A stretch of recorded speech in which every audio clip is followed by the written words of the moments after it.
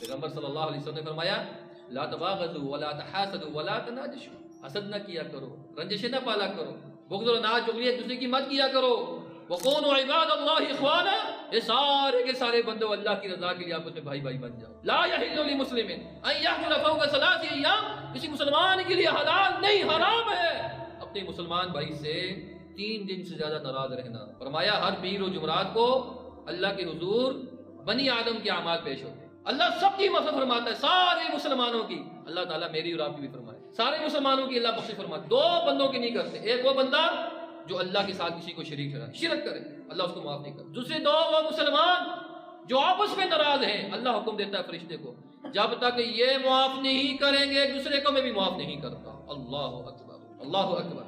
کیا ہو گیا ہے؟ ہماری انائیں، ہمارا بغض، ہمارا اناد اس حد تک بڑھ گیا ہے کہ ہمارے اعمال برباد ہو رہے تو ہونے دیں، ہماری وہ نماز